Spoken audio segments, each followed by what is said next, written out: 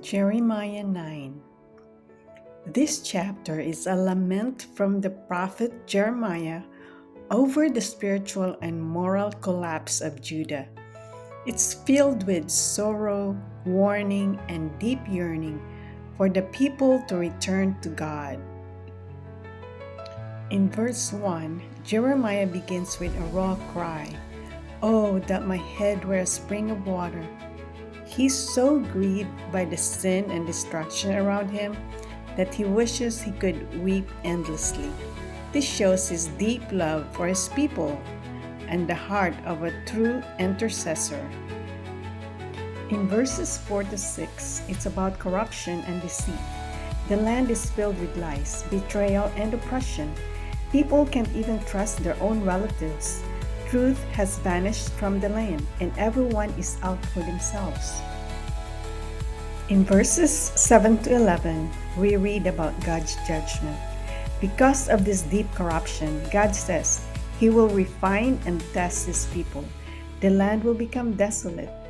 This isn't just about punishment, it's about purification. In verses 23 to 24, we learn about true boasting. One of the most powerful moments comes at the end. Let not the wise boast in their wisdom, but let the one who boast about this, that they have the understanding to know me.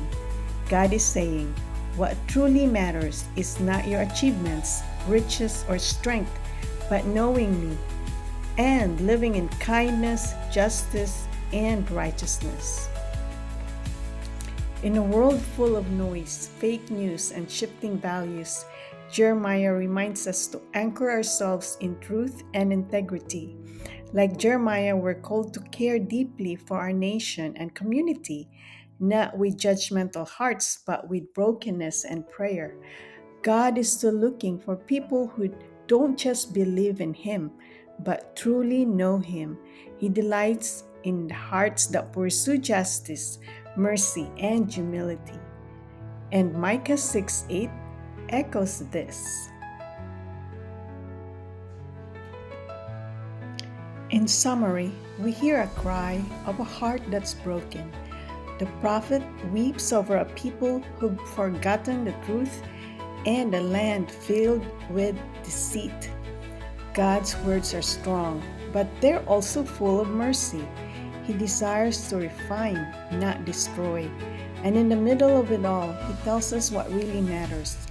Let not the wise boast of their wisdom or the strong boast of their strength, but let the one who boast about this, that they have the understanding to know me.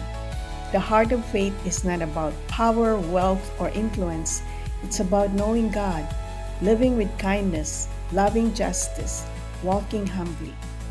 This is what delights the heart of our Father. So today, ask yourself, what am I really proud of? And is it leading me closer to Him?